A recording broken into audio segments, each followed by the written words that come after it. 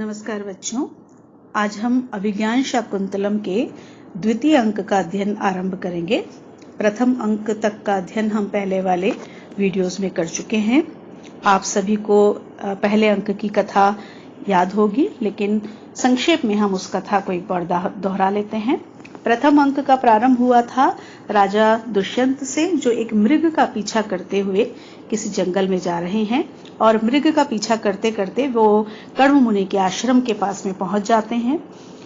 दो ऋषि वहां पर उन्हें मिलते हैं और उन ऋषियों के आमंत्रण के बाद में वो कण्व मुनि के आश्रम में पहुंचते हैं, जहां पर उनका मिलन शकुंतला से होता है। शकुंतला अपनी दोनों सखियां अनुसुईया और प्रियंवदा के साथ में छोटे छोटे पौधों को सींच रही है। उसी समय एक भ्रमर आता है और शकुंतला को पीड़ित करता है। उस भ्रमर बाधा से रोकने के लिए दुष्यंत उनके सामने प्रकट होते हैं। इससे पहले वो वृक्ष के पीछे छिप करके उन तीनों सखियों की बातचीत को, उनकी वार्ता को सुन रहे थे। जब वो उनके सामने जाते हैं तो परिचय की जब परंपरा होती है तो दुष्यंत ये बताते हुए कि मैं कोई विशेष व्यक्ति नहीं हूं, साधारण व्यक्ति हूं, ये सोचते हुए वो उनको बताते हैं कि मैं राजा दुष्यंत के द्वारा नियुक्त किया हुआ एक धर्माधिकारी हूं और मैं ये जानने के लिए यहाँ पर आया हूं कि तपोवन की सारी गतिविधियां विघ्न से रहित तो चल रही हैं। आपस में उन लोगों की बातचीत होती है। शकुंतला और दुष्यंत का सीधा संवाद प्रथम अंक में नहीं होता है। शकुंतला के संबंध में कुछ प्रश्न जो दुष्यंत के मन में हैं वो दुष्यंत पूछते हैं, लेकिन उनका जो उत्तर है शकुंतला की सखियां देती हैं। और वहां ये भी ज्ञात होता है कि शकुंतला वास्तव में कण्व मुनि की पुत्री नहीं है। कण्व मुनि उसके पिता इस रूप में हैं कि उन्होंने उसका लालन पालन किया है। शकुंतला विश्वामित्र और मेनका अप्सरा जो थी उनकी पुत्री है और कण्व के द्वारा लालन पालन करने के द्वारा वो कण्व की पुत्री कहलाती है और कण्व ही अब उसके पिता हैं।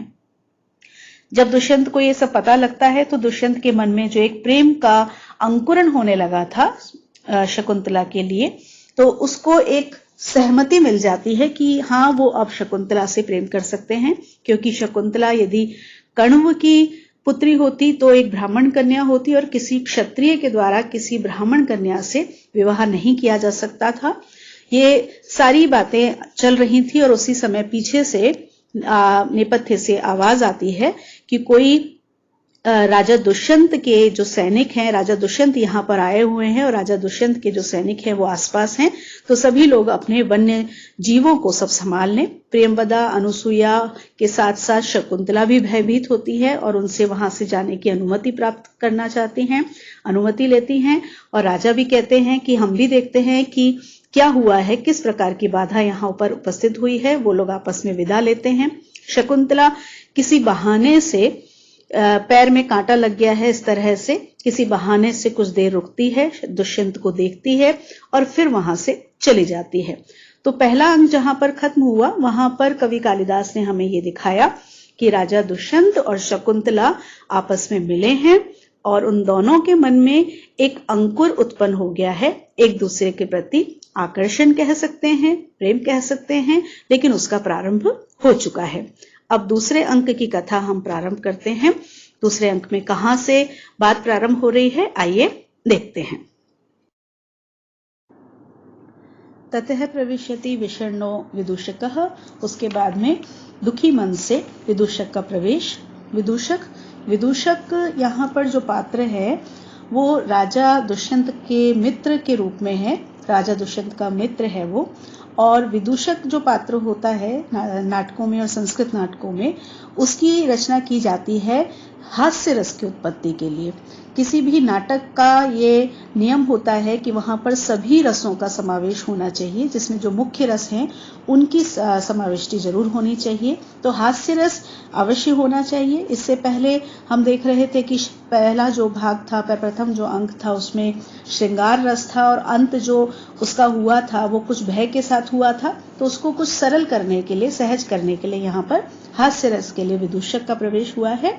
विदूषक निश्वास से लंबे सांस लेकर के भो दिष्टम, अरे दुर्भाग्य, एतस्य मृगयाशीलस्य राज्ञो वयस्य भावे निर्विण्णो अस्मि। ये मृगया का शौकीन जो राजा है, इसके मित्र भाव से, इसके मित्र होने से मैं दुखी हो गया हूँ। अयम मृगो अयम वराहो अयम शार्दूल इति मध्याह्ने अपि ग्रीष्म विरल पादप छायासु वनराजीषु आहिंड्यते अटवीतो अटवी। अयम मृगो, यह मृग है, यह सुअर है, यह चीता है। अयम मृगो अयम वराहो, यह मृग है, यह सुअर है। अयम शार्दूल, यह चीता है।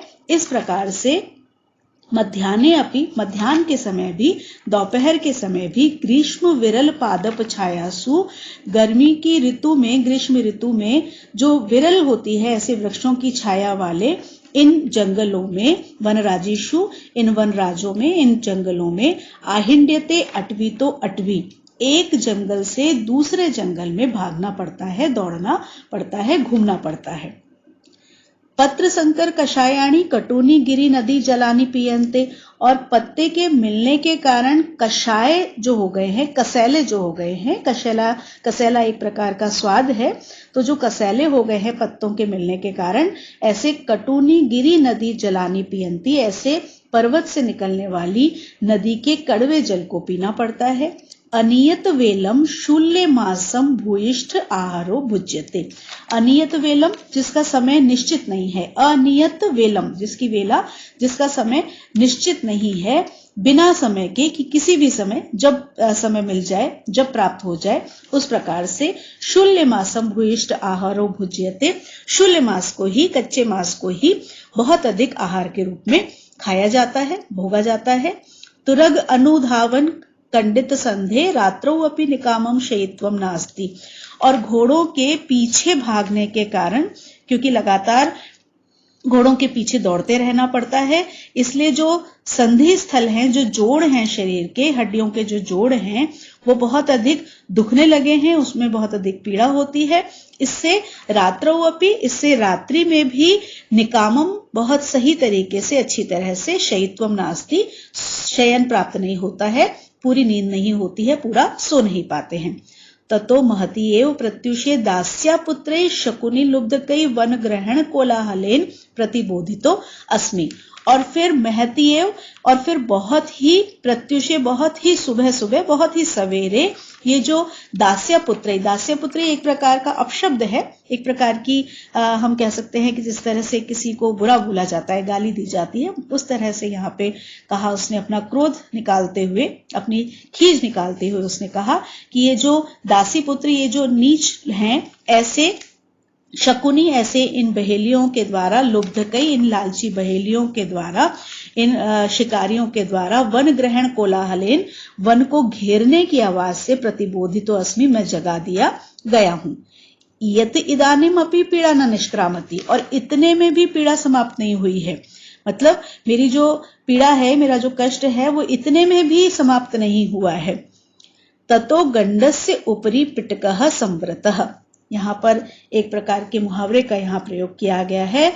गंडस्य उपरि पिटकः संवृतः, फिर तो जैसे किसी फोड़े के ऊपर फुंसी निकल आई है, मतलब एक पीड़ा पहले से थी, उसके ऊपर एक कष्ट और आ गया है। जैसे हम कहते हैं गरीबी में आटा गीला, उसी तरह से कहा गया है यहाँ पर कि एक गंडस्य उपरि पिटकः संवृतः, फोड़े के ऊपर फुंसी फिर से निकल आई है। यह किल अस्मान अवहीनेषु तत्र भवतो मृगानुसारेण आश्रम पदम प्रविष्टस्य तापस कन्यका शकुंतला मम अधन्यतया दर्शिता। कल, बीते हुए कल, अस्मानहीनेषु, जब मैं साथ में नहीं था, मेरे रहित होते हुए, मेरे बिना साथ के, तत्र भवतो, माननीय जो दुष्यंत थे, उन्होंने मृगानुसारेण, मृग का पीछा करते हुए, आश्रम पदम प्रविष्टस्य, आश्रम के स्थल में प्रवेश करके, तापस कन्या शकुंतला, तपस्वी कन्या शकुंतला को मेरे दुर्भाग्य से, मम अधन्यतया, मेरे दुर्भाग्य से, दर्शिता, देख लिया। सांप्रतम नगर गमनाय मनः कथम अपि न करोति, और अब तो उनका नगर जाने का मन किसी भी प्रकार से नहीं कर रहा है। अद्यापि तस्य तामेव चिंतयतो अक्षिणोः प्रभातम आसीत्, आज भी उनकी, उसको ही सोचते हुए, मतलब दुष्यंत की, शकुंतला के विषय में विचार करते हुए ही, अक्षिणों प्रभातम आसीत्, आंखों में ही प्रभात हो गई, आंखों में ही सुबह हो गई, अर्थात पूरी रात वो सो नहीं पाए, उसके बारे में सोचते सोचते ही सुबह हो गई। का गति क्या हो सकता है, यावत तम कृताचार परिक्रमम पश्यामि, कि और मैं क्या कर सकता हूं, क्या किया जा सकता है, तब तक जो भी मेरे आचार हैं, स्नान आदि जो भी काम है प्रातः काल के, वो सब मैं पूरा कर लेता हूं और फिर उनको देखता हूं, उनसे मिलता हूं। इति परिक्रम में अवलोक्य च, इस प्रकार से घूम करके और देख करके। तो यहां पर क्या दिखाया है, जब भी कोई एक अंक समाप्त होता है और दूसरा अंक प्रारंभ होता है, तो आगे वाले अंक में क्या कथा होने वाली है और पीछे के अंक से किस प्रकार से वो कथा जुड़ेगी, उसको यहां पर दिखाया गया है कि राजा जो शकुंतला के पास से आया था, अब शकुंतला के विषय में ही विचार कर रहा है।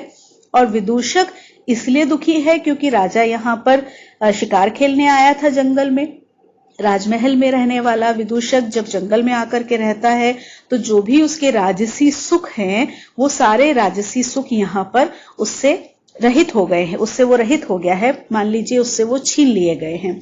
दोपहर का समय जब धूप है बहुत तेज, वृक्षों के नीचे छाया भी नहीं प्राप्त हो सकती है, एक जंगल से दूसरे जंगल उसको भागना पड़ रहा है, पीने के लिए उसको पर्वत की बहने वाली जो नदियां हैं उसका जल मिल रहा है, जो भी कैसा है, कसैला स्वाद हो गया है, कड़वा स्वाद उसका हो गया है, खाने के लिए बहुत अच्छे स्वादिष्ट भोजन उसको प्राप्त नहीं हो रहे, कच्चे मांस को ही अधिकतर खाना पड़ रहा है, घोड़ों के पीछे भागते रहना पड़ रहा है, क्योंकि राजा जब जा रहा है शिकार के लिए तो सारे लोग उनके साथ जाते हैं, तो घोड़ों के पीछे भागते रहना पड़ रहा है लगातार, तो उससे जो उसके जोड़ हैं शरीर के उसमें दर्द होने लगा है।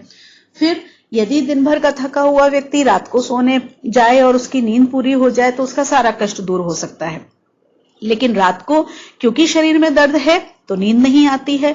और सुबह के समय जो शिकारी होते हैं, जब शिकार किया जाता है तो शिकारियों का जो दल होता है वो एक प्रकार की ध्वनि करते हैं, और उस ध्वनि से उनका एक संकेत होता है कि वो जानवरों को एक तरफ इकट्ठा कर लेते हैं। तो उसके लिए जो उनके पास में ढोल बाजे होते हैं उन सबको बजाया जाता है। तो उन सब की सुबह सुबह उन शिकारियों के जो समूह हैं उन्होंने उन सबको बजाना शुरू कर दिया है, तो उनसे इसकी नींद खुल गई है। तो ना तो रात को सो पाया है और सुबह भी उसको अगर थोड़ी नींद आई तो उसकी नींद भी खुल जाती है। अब उसके बाद वो कहता है कि इतने में भी पीड़ा खत्म नहीं हुई, कि ये तो सिर्फ ये कष्ट था कि राजा जो शिकार का शौकीन है उसके उस शौक से जो मुझे कष्ट हो रहा था, अब दूसरा कष्ट और हो गया है। क्या कष्ट हो गया है कि अभी तक विदूषक सोचता कि ठीक है, राजा का जो शौक है वो थोड़े समय में पूरा हो जाएगा और हम राजमहल की तरफ वापस चले जाएंगे, लेकिन राजा का मिलन हो गया है शकुंतला से, और वो शकुंतला से मिलने के बाद में वापस जाना भी नहीं चाह रहा है। तो कहता है कि मेरे दुर्भाग्य से वो शकुंतला से मिल गया है और वो अब नगर की तरफ भी जाना नहीं चाह रहा है और खुद भी परेशान है। रात भर वो शकुंतला के विषय में सोचता रहा और उसके विषय में सोचते सोचते ही उसने पूरी रात्रि बिता दी। अब विदूषक कहता है कि क्या कर सकता हूं, क्योंकि विदूषक राजा का कुछ नहीं कर सकता है। ठीक है, मैं अपने दैनिक कार्य पूरे करता हूं और जाकर के देखता हूं। घूमता है, देखता है, क्या देखता है वो, एष बाणासन हस्ता भी यवनी भी वन पुष्प माला धारिणी भी परिवृत इत एव आगच्छति प्रिय वयस्य। वो कहता है एष, यह प्रिय वयस्य, ये जो प्रिय मित्र हैं, धनुषों को जिन्होंने, बाणासन हस्ता भी, धनुषों को जिन्होंने हाथों में धारण कर रखा है, और वन की जो पुष्प मालाएं हैं, वन पुष्प माला धारिणी भी, वन की पुष्प मालाओं को जिन्होंने धारण कर रखा है, ऐसी यवनी भी, ऐसी यवन की जो स्त्रियां हैं उनसे परिवृत, उनसे घिरे हुए, इत एव आगच्छति, इधर ही आ रहे हैं, भवतु, अच्छा, अंग भंग विकल एव भूत्वा स्थास्यामि, अंग मेरा भंग हो गया है, मेरा जो शरीर है वो टूट रहा है, विकल हो रहा है, व्याकुल हो रहा है, इस प्रकार से बन करके मैं यहाँ पर बैठ जाता हूं। यदि एवमेव अपि नाम विश्रामम लभे, यदि मैं इस प्रकार से भी विश्राम प्राप्त कर सकूं, इति दंड काष्ठम अवलंबे स्थितः, इसलिए वो लकड़ी के डंडे का सहारा लेकर के खड़ा हो जाता है। जब वो राजा के पास जाना चाहता है तो देखता है कि राजा तो इधर ही आ रहे हैं, तो कहता है कि क्या करूं। तो जैसे कभी किसी को छुट्टी चाहिए और वो कोई बहाना बनाता है कि मेरे शरीर में तकलीफ है, तो वो कहता है कि मैं इस प्रकार से यहाँ पर खड़ा हो जाता हूँ जैसे मेरे जो शरीर है, मेरे जो जोड़ हैं उनमें बहुत पीड़ा हो रही है, हो सकता है इससे ही मुझे राजा विश्राम प्रदान कर दे, इससे ही मुझे विश्राम प्राप्त हो जाए। तो वो एक डंडे का, लकड़ी का डंडा है, उसका सहारा लेकर के वहां पर खड़ा हो जाता है। ततः प्रविशति यथा निर्दिष्टो परिवारो राजा, उसके बाद में जैसा बताया गया वैसा राजा अपने परिजनों के साथ में प्रवेश करता है। राजा आत्मगतम, राजा अपने मन में, कामम प्रिया न सुलभा मनस्तु तद्भाव दर्शना आश्वासी अकृतार्थे अपि मनसि जे रतिम उभय प्रार्थना कुरुते। राजा अपने मन में कह रहा है, कामम प्रिया न सुलभा, कामम भले ही प्रिया न सुलभा, प्रिया मुझे सुलभ न हो, प्रिया यानी शकुंतला मुझे आसानी से प्राप्त ना हो भले ही, तू किंतु मनः, मेरा जो मन है, तद भाव दर्शन आश्वासी, उसके भावों को देखने से आश्वस्त हो गया है।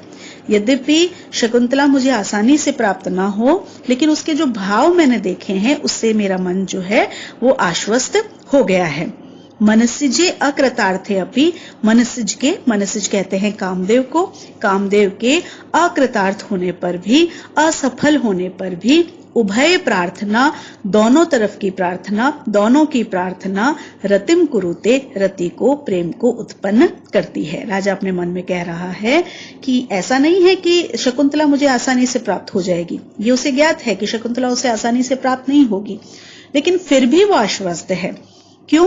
क्योंकि उसे पता है कि जैसा भाव मेरे मन में है, जैसा प्रेम मुझे शकुंतला से हो रहा है, वैसा ही भाव शकुंतला के मन में भी मेरे प्रति उत्पन्न हो रहा है।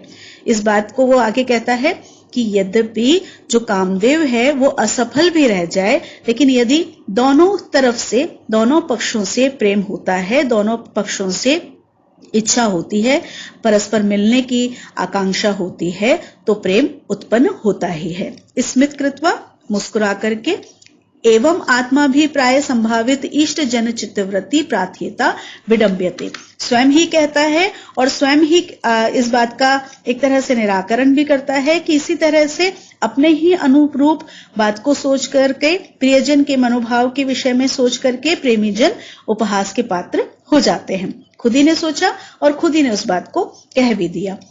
फिर से आगे सोचता है, स्निग्धम विक्षितम अन्यतो अपि नयनये प्रेरयन्त्या तया यातम यच्च नितंबयोर गुरुतया मंदम विलासादेव मागा इति उपरुद्धया यद्यपि सा सासूयम उक्ता सखी सर्वम तत्किलमत परायणम अहो कामी स्वताम पश्यति। राजा यहाँ पर जानता है, लेकिन फिर भी अपने मन से जैसे एक द्वंद्व चल रहा है उसका, वो अपने आप को समझाने का प्रयास कर रहा है कि हाँ, शकुंतला के मन में भी वो भाव था जो मेरे मन में था। वो स्पष्ट करना चाह रहा है, किसी दूसरे को नहीं बल्कि वो स्वयं को स्पष्ट करना चाह रहा है।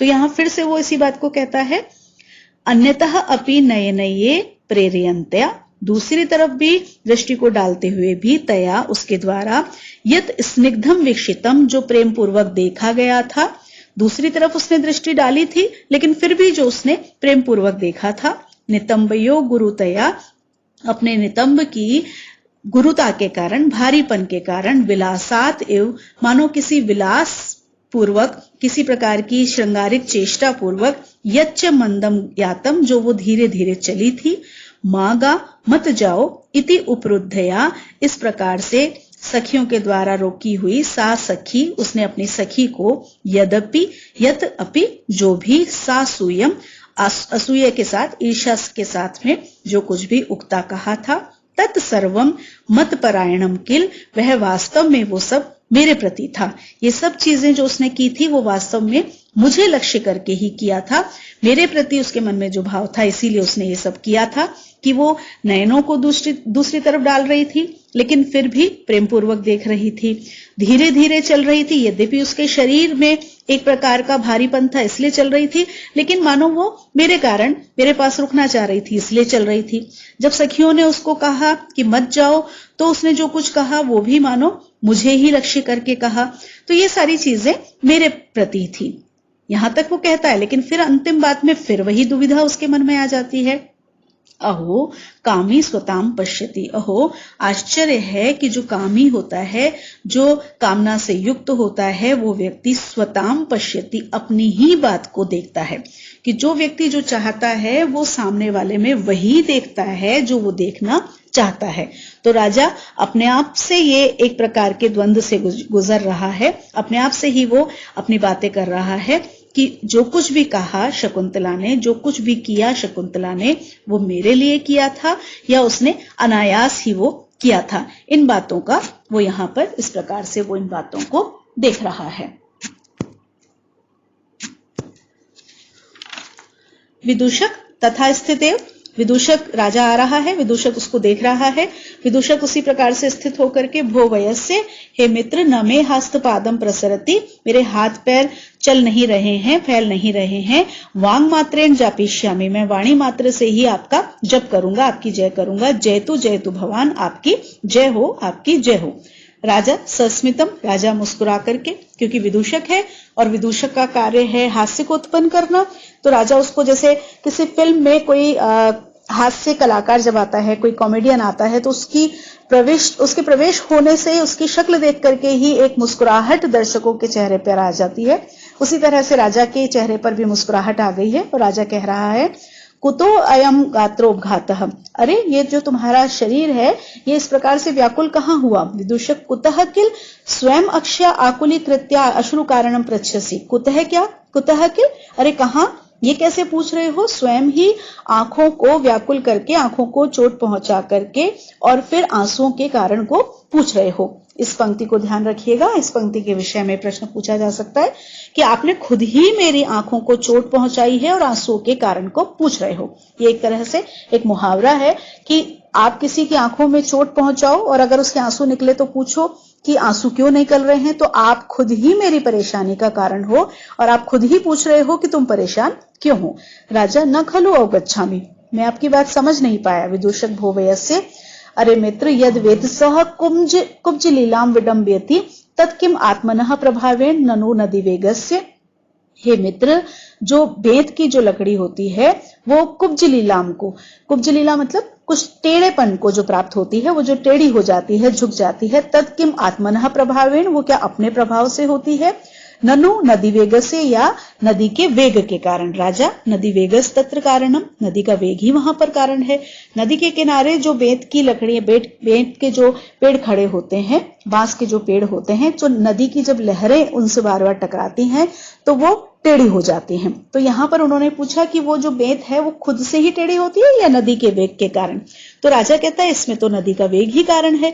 तो विदूषक उसका उत्तर देता है ममापि भवान, मेरे कारण भी आप हैं, मतलब मेरी पीड़ा के कारण भी आप हैं। राजा न कथमेव, कि किस प्रकार से, वो किस प्रकार से। विदूषक एवं राजकार्याणि उच्छित्वा तादृश आकुल प्रदेशे वनचर वृत्तिना त्वया भवितव्यम, इस प्रकार से राजकार्यों को छोड़ करके आप जो व्याकुल प्रदेश में इस वंचर वृत्ति को, वनवासियों की आजीविका को जो आपने धारण कर लिया है, कि आप राजकार्यों को तो छोड़ चुके हैं और ये जो व्याकुल ये स्थान है, यहां पर आकर के जो वनवासी जहां पर रहते हैं, जिस प्रकार से रहते हैं उस प्रकार से आप यहां पर रह रहे हैं। यत सत्यम प्रत्यहम श्वापद समुत्सारणी संक्षोभित संधि बंधानाम मम गात्राणाम अनीशो अस्मि संव्रतः, और वास्तव में तो यह सत्य है कि रोजाना ये जो जंगली जानवर हैं इनके पीछे भागते हुए मेरे शरीर के जो संधियां हैं, जो जोड़ हैं, वो ढीले पड़ गए हैं और इस कारण से मैं अपने गात्राणाम अनीशो अस्मि, मैं अपने गात्र का, अपने गात्राणाम, अपने शरीर के अंगों का, अनीश मतलब स्वामी नहीं रह गया हूं, मतलब मेरा जो शरीर है वो मेरे ही वश में नहीं रह गया है।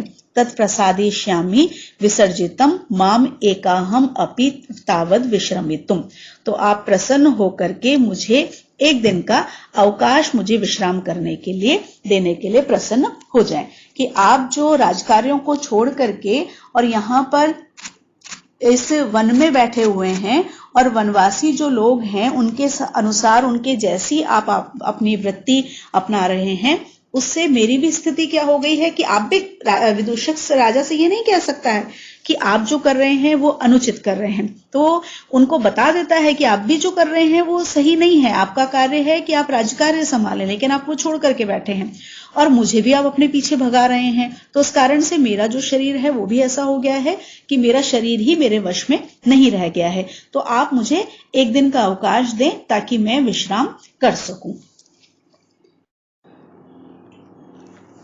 राजा स्वगतम अयम च एवं आह, और ये इस तरह से कह रहा है, ममापि काश्यप सुताम अनुस्मृत्य मृगया विक्लवम चेतः, और मेरा भी काश्यप की पुत्री को याद करके जो मेरा मन है वो मृगया से, शिकार से व्याकुल हो रहा है, शिकार के प्रति उत्सुक नहीं हो रहा है, कि मेरा भी मन नहीं कर रहा है कि मैं शिकार करूं, क्योंकि मुझे काश्यप की पुत्री, कण्व को ही का ही नाम है काश्यप, तो काश्यप की पुत्री शकुंतला का स्मरण हो रहा है, तो मेरा मन भी शिकार की तरफ उत्सुक नहीं हो रहा है।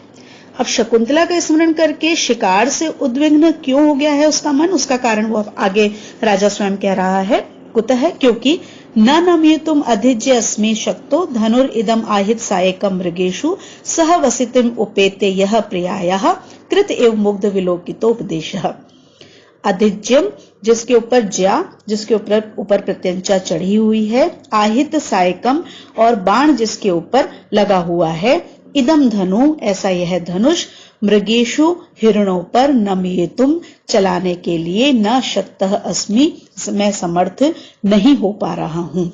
यही क्योंकि जिन्होंने प्रियाया सह वसतिम उपेत्य, प्रिया के सहवास को प्राप्त करके, प्रिया के साथ को प्राप्त करके, साथ रहते हुए मुग्ध विलोकित उपदेशः कृतः एव, मानो मुग्धता पूर्वक, प्रेम पूर्वक, मधुरता पूर्वक देखने की शिक्षा मानो प्रदान की हो।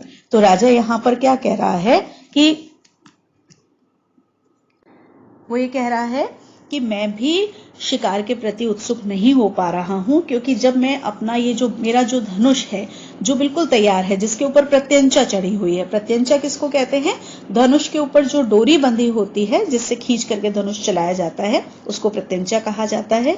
तो प्रत्यंचा चढ़ी हुई है, बाण भी बिल्कुल तैयार है, बिल्कुल तैयार अवस्था में भी जो मेरा ये धनुष है वो मैं हिरणों के ऊपर नहीं चला पा रहा हूं। क्यों? क्योंकि मुझे ऐसा लगता है कि शकुंतला जो मधुरता पूर्वक देखती है वो उसने किससे सीखा है, इन हिरणों के साथ में रह करके ही उसने इस माधुर्य से युक्त देखने की क्रिया को सीखा है। जो हिरण होते हैं उनके जो नेत्र होते हैं वो बहुत ही सुंदर होते हैं, बड़े बड़े नेत्र होते हैं, तो उनके सुंदर नेत्रों से जो वो सौंदर्य से युक्त होकर के देखते हैं, तो मानो उन्होंने ही शकुंतला को इस बात को सिखाया है कि किस प्रकार से मधुरता से देखा जा सकता है। विदूषक राज्ञो मुखम विलोक्य, राजा के मुख को देख करके, अत्र भवान किमपि हृदय कृत्वा मंत्रयते अरण्य मया रुदितम आसीत, आप तो मन में रख करके पता नहीं क्या विचार कर रहे हैं, आप तो हृदय में रख करके कुछ सोच रहे हैं। अरण्य मया रुदितम आसीत, मेरे द्वारा तो अरण्य में ही रोदन किया गया, जंगल में ही मेरे द्वारा रोदन किया गया। अर्थात जंगल में अगर कोई रोएगा तो उसका तात्पर्य क्या हुआ कि वहां उसकी बात को सुनने वाला कोई नहीं है, तो मैंने जो अपनी पीड़ा बताई आपको वो व्यर्थ में ही मैंने आपको बता दी। राजा सस्मितम, राजा मुस्कुरा करके, किम अन्यत, और क्या सोचूंगा, अनतिक्रमणीयम में सुहृद वाक्यमिति स्थितो अस्मि, मेरे द्वारा सुहृद का वाक्य, मेरे मित्र का जो वाक्य है, मित्र की जो बात है वो अनतिक्रमणीय, वो अनुलंघनीय है, मैं उसका उल्लंघन नहीं कर सकता, ये सोच करके मैं खड़ा हूं। विदूषक चिरंजीव, चिरंजीवी हो, विदूषक प्रसन्न हो जाता है, आशीर्वाद देता है, चिरंजीवी हो, इति गंतुम इच्छति, जाने की इच्छा करता है, जाने लगता है। राजा वयस्य तिष्ठ, मित्र ठहरो, सावशेषम में वचः, अभी मेरी बात बची हुई है, शेष है। विदूषक आज्ञापयतु भवान, आप आज्ञा दे। राजा विश्रांतेन भवता ममापि एकस्मिन अनायासे कर्मणि सहायेन भवितव्यम, कि आप विश्राम करते हुए भी मेरे एक अनायास कार्य में मेरे सहायक हो सकते हैं। विदूषक कि मोदक खादिकायाम, क्या लड्डू खाने में? विदूषक को जो सबसे आसान काम लगता है वो लगता है खाना, लड्डू खाना। जैसे हम देखते हैं कि हास्य रस की उत्पत्ति जब भी करानी होती है तो अधिकांशतः कुछ खाने पीने की बातें होती हैं, तो विदूषक भी उसी प्रकार की बात करता है। आगे भी आपको इसी तरह का प्रसंग दिखाई देगा।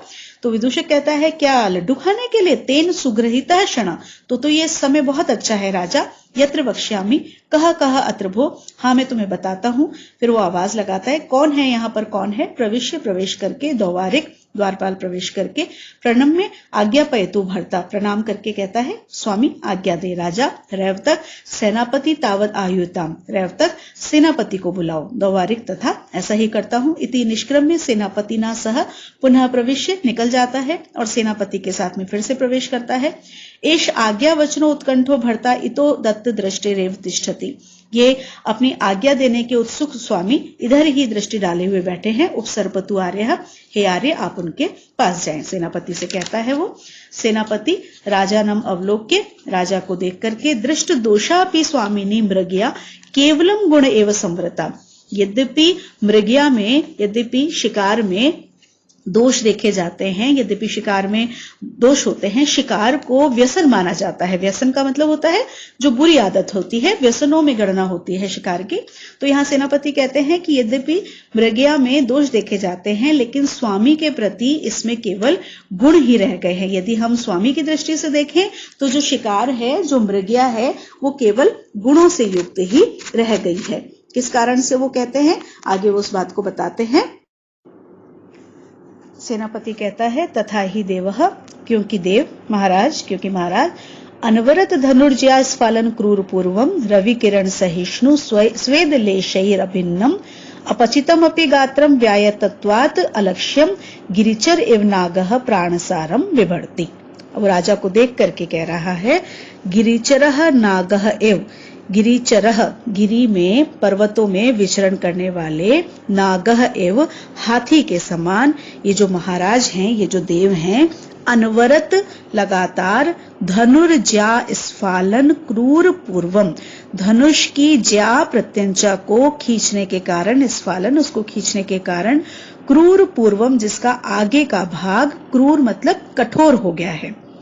रवि किरण सहिष्णु, सूर्य की किरण को सहन करने के कारण, स्वेद लेशई, स्वेद पसीने के लेश मात्र से भी, थोड़े से भी पसीने से, अभिन्नम रहित, अपचितम, यह जो दुबला सा, क्षीण सा शरीर है, यह भी व्यायत्वात, अपनी विशालता के कारण, अपनी दृढ़ता के कारण, अलक्ष्यम, न दिखाई देने वाले, प्राणसारम, शक्ति से संपन्न, गात्रम, शरीर को, विभ्रति, धारण करता है। राजा यहाँ पर कह रहा है, सेनापति यहाँ पर कह रहा है राजा के लिए कि जो राजा है उसका शरीर कैसा हो गया है। जब धनुष राजा चलाएगा तो धनुष की प्रत्यंचा, धनुष बहुत भारी होता है और उसकी जो प्रत्यंचा होती है उसको खींचने में भी बहुत शक्ति लगती है। तो जब धनुष को पकड़ करके उसकी प्रत्यंचा को खींचा जाएगा तो जो आगे का भाग होता है, कंधों का आगे का भाग, जो वक्षस्थल होता है, छाती का जो भाग होता है, वो कठोर हो जाता है। और एक व्यक्ति के लिए, एक राजा के लिए इस प्रकार का शरीर होना एक विशेषता मानी जाती है। तो उनका जो शरीर है वो आगे के भाग से कठोर हो गया है। दूसरी बात, राजा यदि राजमहल में रहेगा तो अगर वो धूप में निकलेगा तो उसके पसीने आने लगेंगे, क्यों? लेकिन यहाँ पर राजा वनों में भटक रहा है, तो वनों में भटकने से उसका जो शरीर है वो इस प्रकार का हो गया है कि सूर्य की किरणों को सहन करने का आदी हो गया है और थोड़ा सा भी पसीना उसके ऊपर नहीं आ रहा है। और क्योंकि वो भाग रहा है, दौड़ रहा है, मेहनत कर रहा है, तो जो उसका शरीर है वो दुर्बल मतलब पतला हो गया है, उसकी जो वसा है वो नहीं रह गई है। आगे इसका और भी वो वर्णन करेंगे। लेकिन दिखने में दुबला पतला है, लेकिन व्यायत्वात, अपनी विशालता के कारण जैसे एक न दिखाई देने वाली शक्ति से संपन्न हो जाता है, इस प्रकार के शरीर को राजा ग्रहण करता है कि दिखने में दुबला पतला है लेकिन अंदर शक्ति से युक्त है। इस प्रकार का शरीर राजा का हो गया है। तो यदि मृगया के द्वारा मृगया, जो इसको व्यसन कहा जाता है, जिसे दोष माना जाता है, उसके कारण यदि राजा के शरीर में इतनी विशेषताएं उत्पन्न हो गई हैं तो राजा के संबंध में मृगया को दोष किस प्रकार से कहा जा सकता है। उपेत्य पास में जाकर के जयतु जयतु स्वामी, स्वामी आपकी जय हो, आपकी जय हो। गृहीत श्वापदम अरण्यम, जो जंगल है उसके जो पशु हैं जंगल में उनको घेर लिया गया है। किम अन्यत्र अवस्थीयते, अब आप यहाँ पर दूसरी जगह क्यों बैठे हैं? राजा, मंदोत्साह कृतो अस्मि मृग्या अपवादिना माडव्येन, मेरा जो उत्साह है वो मृग्या की निंदा करने वाले इस माडव्य के द्वारा। माडव्य विदूषक का नाम है, ध्यान रखिएगा। विदूषक का नाम कोई, जैसे राजा का नाम कुछ अलग है उसे राजा कहा जाता है, इसी प्रकार से विदूषक का जो नाम है वो प्रश्न पूछा जा सकता है अभिज्ञान शाकुंतलम में विदूषक का नाम क्या है? तो अभिज्ञान शाकुंतलम में जो विदूषक है उसका नाम है माडव्य। तो कहते हैं कि माडव्य जो मृग्या की निंदा कर रहा है, शिकार की निंदा कर रहा है, इसने मेरा उत्साह कम कर दिया है। सेनापति जनांतिकम, हाथ की ओट में, सखे स्थिर प्रतिबंधो भव, विदूषक से वो हाथ की ओट में कह रहा है चुपचाप से कि मित्र स्थिर प्रतिबंधो भव, अपनी बात पर तुम स्थिर रहना, तुम अपनी बात पर अड़े रहना। अहम तावत स्वामिनः चित्तवृत्तिम अनुवर्तिष्ये, मैं तब तक महाराज की चित्तवृत्ति का, उनके मन में क्या भाव है उसका अनुसरण करता हूं। मतलब मैं पहले जैसा महाराज चाह रहे हैं उसी प्रकार से मैं बात करता हूं, लेकिन तुम अपनी बात पर अड़े रहना। प्रकाशम, सामने, प्रलपयति एष व्यधये, अरे ये मूर्ख तो प्रलाप करता है, ये तो व्यर्थ की बात कर रहा है। ननु प्रभुरेव निदर्शनम, निश्चित रूप से प्रभु ही इसमें प्रमाण है। किसमें? कि जो शिकार है उसकी निंदा की जानी चाहिए या नहीं की जानी चाहिए, वो अच्छी है, अच्छा होता है या बुरा होता है, उसके विषय में तो आप ही प्रमाण हैं। और अब वो फिर से सामने राजा के शरीर के बारे में और शिकार के बारे में बात करता है। देखिए यहां पर एक बात और पता लगती है कि सेनापति भी इस बात से दुखी है कि राजा शिकार कर रहा है। सभी लोग जो राजा के साथ चल रहे हैं उन्हें इस बात से प्रसन्नता नहीं है कि राजा जंगल में जाकर के शिकार कर रहा है। सभी परेशान हैं, लेकिन राजा से कोई कह नहीं सकता है। इसलिए वो विदूषक से कहता है कि तुम अपनी बात पर डटे रहना, मैं तब तक राजा के मन को देख करके आता हूं, जांच करके आता हूं कि वास्तव में वो क्या चाहते हैं। तो आगे वो बता रहे हैं उनके लिए कि निश्चित रूप से आप ही इसमें प्रमाण है।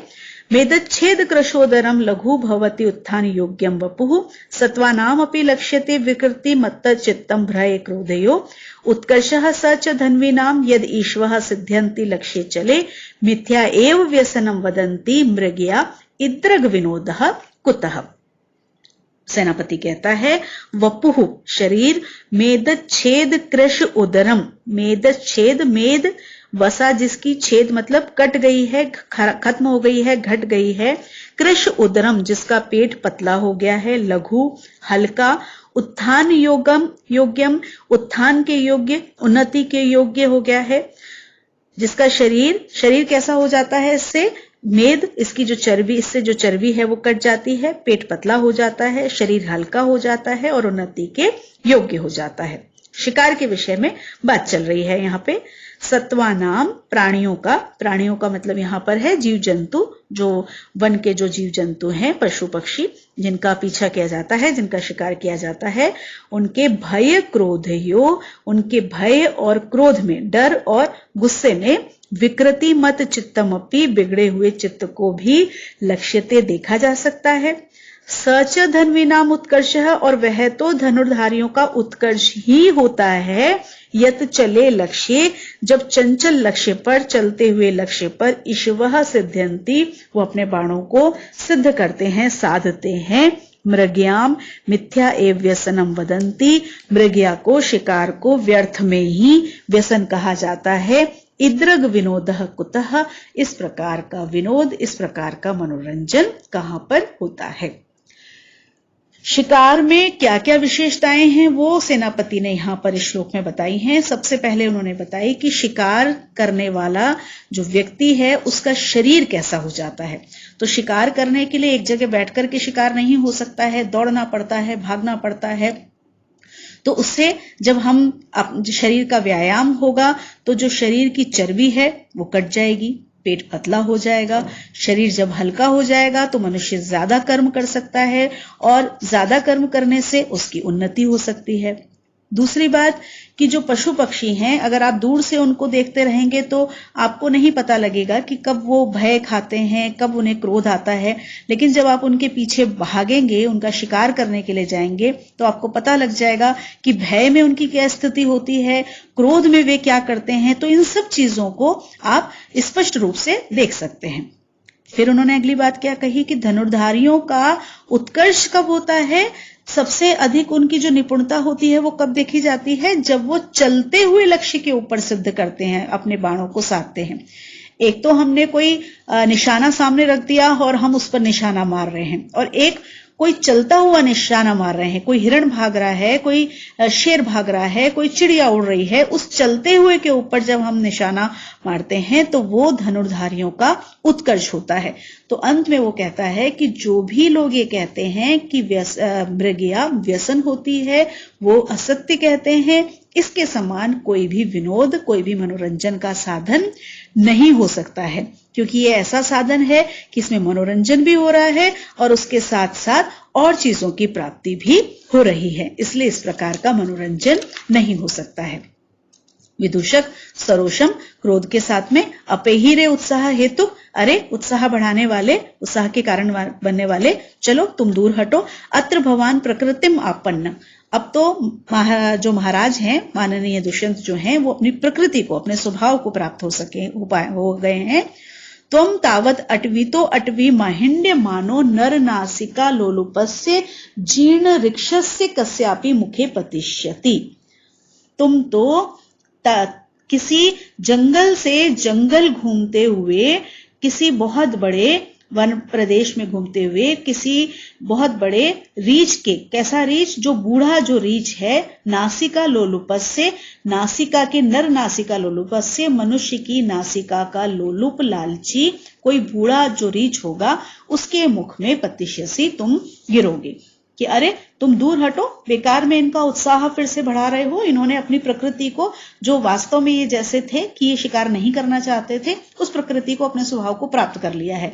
तुम जाओ, तुम शिकार करो, और तुम्हारी स्थिति क्या होगी कि तुम एक जंगल से दूसरे जंगल में घूमते रहोगे शिकार के लिए, और किसी दिन किसी बूढ़े रीछ के मुंह में गिरोगे। बूढ़ा रीछ क्यों कहा उन्होंने कि रीछ भी ऐसा कि जो बूढ़ा होगा, जिसमें क्षमता नहीं होगी, ऐसा रीछ तुमको खा जाएगा। और रीछ की एक विशेषता क्या बताई उन्होंने, नर नासिका लोलुपस से, जो मनुष्य की नासिका का लोलुप होता है।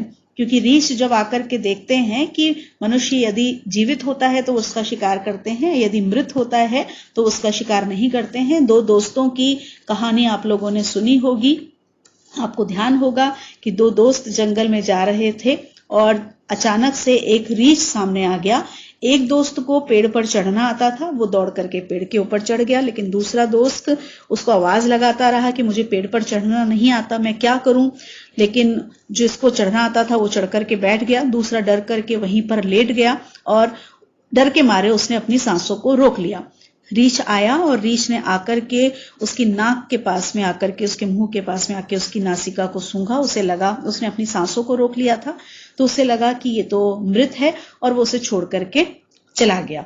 जब रीछ वहां से चला गया, पेड़ पर बैठा हुआ जो मित्र था वो नीचे उतरा और उसने अपने मित्र से पूछा कि ये रीछ क्या कर रहा था, क्या कह रहा था तुम्हारे कान में आकर के। तो उसने उसको कहा कि उसने ये कहा कि जो मित्र वफादार नहीं होते उनके साथ में मित्रता नहीं रखनी चाहिए।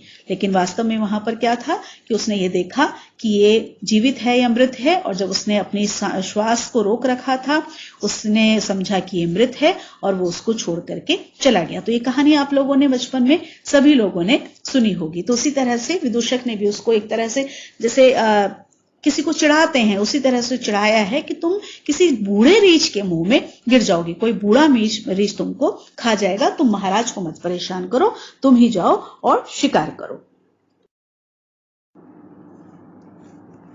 अब राजा इसका उत्तर देता है। राजा कहता है सेनापति से, भद्र सेनापति, अरे भद्र सेनापति, आश्रम सन्निकृष्टे स्थिता स्मः, हम लोग आश्रम के समीप स्थित हैं। अतस्ते वचो ना अभिनंदामि, इसलिए मैं तुम्हारे वचन का अभिनंदन नहीं करता हूं, मैं तुम्हारे बातों को स्वीकार नहीं करता हूं। अद्यतावत, तो आज क्या करो, गाहन्ताम महिषा निपान सलिलम श्रृंगैर मुहुस्तारितम छायाबद्ध कदम्बकम मृगकुलम रोमंथम अभ्यस्यतु विश्रब्धम क्रियताम वराहपतिभीर मुस्ताक्षति पल्लवे विश्रामम लभताम इदम च शिथिल ज्याबंधम अस्मद धनु। तो राजा सेनापति को आज्ञा दे रहा है कि क्या करो, महिषा जो भैंसे हैं वो श्रृंगई अपने सींगों से मुंह बार बार ताड़ितम मारे हुए, विलोड़ित किए हुए, पीटे हुए, निपान सलिलम सरोवर का जो पानी है उसमें गाहनताम उसमें अवगाहन करें, उसमें डूबें, उसमें निवास करें। छायाबद्ध कदम्बकम छाया में जिन्होंने समूह बना रखा है, झुंड बना रखा है। मृगकुलम ऐसे हिरणों का जो झुंड है, हिरणों का जो समूह है। रोमंथम अभ्यस्यतु रोमंथन का अभ्यास करें। रोमंथन किसको कहा जाता है? रोमंथन कहा जाता है जुगाली की क्रिया को। आपने देखा होगा कि जो पशु होते हैं उन्हें ईश्वर ने एक शक्ति दी है कि वो पहले अपने भोजन को अपने पेट के अंदर भर लेते हैं और जहां भी फिर वो बैठते हैं उसको वापस से निकाल करके और उसको दोबारा से चबाते हैं। तो चबाए हुए को चबाना उसको रोमंथम कहा जाता है। चर्वित चर्वणम भी इसको कहा जाता है, जुगाली भी इसको कहा जाता है। तो जो हिरण है उनको भी हमने देखा है कि वो समूह में बैठ जाते हैं और उनका जो मुंह है वो चलता रहता है, क्योंकि उन्होंने जो पेट में भर रखा है उसको निकाल करके वो उस समय उसको चबाते रहते हैं। वराहपति भी, और जो वराहपति हैं, बड़े बड़े जो सुअर हैं, शुकर हैं, वो विश्रब्धम वो विश्वास पूर्वक पल्लवे पोखरों में मुस्ताक्षति नागरमोथा की क्रिया को करें। नागरमोथा की क्रिया में क्या किया जाता है कि जो सुअर होते हैं वो जल में से, जल के अंदर जो घास होती है उसको तोड़ करके खाते हैं, उसको नागरमोथा की क्रिया कहा जाता है। शिथिल ज्या बंधम इदम अस्मद्धनु, और जिसकी ज्या, जिसकी प्रत्यंचा शिथिल ढीली पड़ जाएगी, ऐसा यह अस्मद्धनु हमारा धनुष भी विश्रामम लभताम विश्राम को प्राप्त करे। राजा यहाँ पर क्या कह रहा है कि मैं, क्योंकि हम लोग आश्रम के पास में हैं तो इसलिए हमें इस समय शिकार से दूर रहना चाहिए, और जब हम शिकार से दूर रहेंगे तो किस किस के क्रियाओं में क्या क्या परिवर्तन आएगा, किस किस को क्या क्या स्वतंत्रता मिलेगी, उसका वर्णन उन्होंने यहाँ पर किया। सबसे पहले उन्होंने बताया कि यदि कोई शिकार कर रहा है तो पशु पक्षी स्वच्छंद विचरण नहीं कर सकते हैं, लेकिन कोई शिकार नहीं होगा, वन है, ये जंगल है, सभी पशु पक्षी अपने अनुसार विचरण करेंगे। तो जो भैंसे हैं, हमने देखा है कि भैंस क्या करती हैं कि पानी में चली जाती हैं सरोवर में, और वहां पर बहुत लंबे समय तक वो बैठी रहती हैं। तो जो और फिर अपने सींगों से उस पानी को बार बार अपने ऊपर उछालती रहती हैं। तो जो भैंस हैं वो क्या करें, अपने सींगों से बार बार जिस जल को उछाल रही हैं, ऐसे सरोवर के जल में वो बैठी रहें, उसका अवगाहन करती रहें। हिरण क्या करते हैं, हिरण समूह में बैठ जाते हैं और जुगाली की क्रिया करते हैं। तो छाया में जिन्होंने समूह बना रखा है, ऐसे जो हिरणों का समूह है वो जुगाली की क्रिया करें। और जो सुअर हैं वो क्या करें, उन्हें भी विश्वास हो जाए कि किसी प्रकार का शिकार नहीं होगा, कोई उनको किसी प्रकार का नुकसान पहुंचाने नहीं आएगा, तो वो भी पोखरों में जाकर के नागरमोथा की जो क्रिया है, जो एक प्रकार की घास को खाने की जो क्रिया है, उसको करें। और ये सब तो वो थे जो जीवित प्राणी हैं, यहां तक कि उन्होंने जो जड़ है धनुष, उसके लिए भी कहा कि वो जो धनुष है उसकी प्रत्यंचा अभी हमने देखा था, प्रत्यंचा मतलब उसकी जो डोरी होती है, तो जब धनुष काम में नहीं आता है तो उसकी डोरी को खोल करके रख दिया जाता है। तो प्रत्यंचा को जब खोल दिया जाएगा तो जो धनुष होगा उसको भी विश्राम प्राप्त होगा, तो ये धनुष भी हमारा विश्राम को प्राप्त करे। महिषा जो भैंसे हैं, श्रृंगई अपने सींगों से मुंह ताड़ितम बार बार पीटे हुए, निपान सलिलम सरोवर के जल को गाहनताम उसमें डुबकी लगाएं, उसका अवगाहन करें। छायाबद्ध कदम्बकम छाया में जिन्होंने समूह बना रखा है, ऐसे मृगकुलम ऐसे हिरणों का कुल, उनका समूह। रोमंथम अभ्यस्यतु रोमंथन की क्रिया का अभ्यास करे, जुगाली का कार्य करे। वराहपति भी बड़े बड़े सूकर। विश्रब्धम विश्वास पूर्वक पल्लवे पोखरों में मुस्ताक्षति क्रियताम मुस्ताक्षति की क्रिया को करे, नागरमोथा को खाने की क्रिया को करे। शिथिल ज्या बंधम इदम अस्मद्धनु, और जिसकी प्रत्यंचा ढीली पड़ गई है, ऐसा हमारा यह धनुष भी विश्रामम लभताम विश्राम को प्राप्त करे। इस प्रकार से राजा ने उसको कह दिया है कि अब हम किसी प्रकार से यहां पर शिकार नहीं करेंगे। सेनापति यत प्रभविष्णवे रोचते, जैसे महाराज की आज्ञा, जैसे आपको अच्छा लगे। राजा तेन ही निवर्तय पूर्वगतान वनग्राहिणः, तो वन को ग्रहण करने के लिए जो पहले गए हुए हैं उन सबको वापस लौटा लो। यथा न में सैनिका तपोवनम उपरुंधन्ति तथा निषिद्धव्या, तो जिस प्रकार से मेरे सैनिक तपोवन में किसी प्रकार का उपरोध ना करें, किसी प्रकार की बाधा उत्पन्न नहीं करें, उस प्रकार से उनको निषिद्ध कर दो, उनको रोक लो। पश्य, देखो, शम प्रधानेषु तपोधनेषु गुणम ही दाहात्मकम अस्ति तेजः स्पर्शानुकूला इव सूर्यकांतः तद अन्य तेजो अभिभवात वमन्ति। अब वो बता रहे हैं कि जो तपस्वी हैं वो कैसे होते हैं, उनमें किस प्रकार का तेज होता है। तो कह रहे हैं शम प्रधानेषु, शम शांति जिनमें प्रधान गुण होती है, शांति प्रधान जो होते हैं, ऐसे तपोधनेषु, तप ही जिनका धन है, ऐसे तपस्वियों में दाहात्मकम जलाने वाला गूढ़म तेजः अस्ति, गूढ़ तेज होता है, एक छिपा हुआ गुप्त तेज होता है। ही क्योंकि स्पर्श अनुकूलः, स्पर्श के योग्य, छूने के योग्य, सूर्यकांतः एव, सूर्यकांत मणि के समान, अन्य तेजो अभिभवात, दूसरे के तेज से अभिभवात, अपमानित होकर के, तिरस्कृत होकर के, तत्वमंती, वो उसका वमन करते हैं, उसको बाहर निकालते हैं।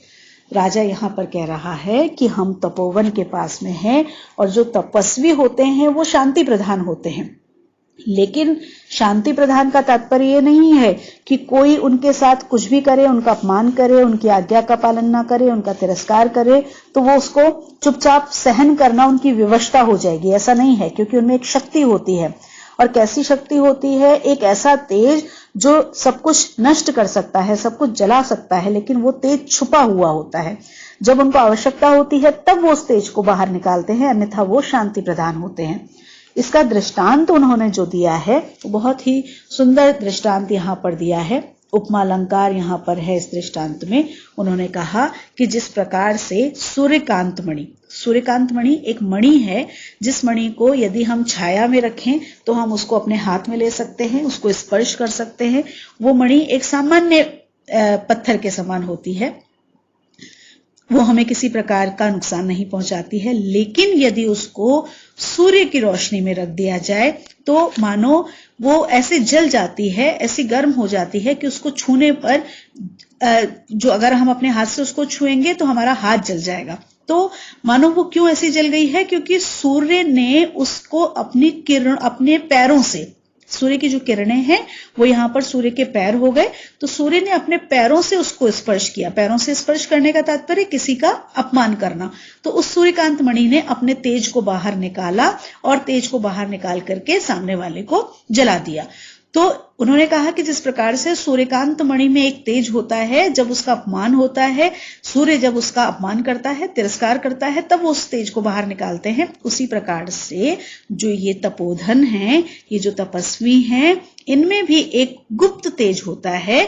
और वो कैसा होता है, दाहात्मकम अस्ति, वो दाहात्मक होता है, जलाने वाला होता है। वो कब उसको निकालते हैं, जब कोई उनका अपमान करता है, जब कोई उनका तिरस्कार करता है, तब वो उस तेज को बाहर निकालते हैं। तो हम ऐसा कोई भी कार्य नहीं करेंगे कि उन ऋषियों को, उन तपस्वियों को ऐसा लगे कि हमने उनका अपमान किया है और हमें इसका दंड भोगना पड़े। सेनापति यद आज्ञापयति स्वामी, जैसी आपकी आज्ञा।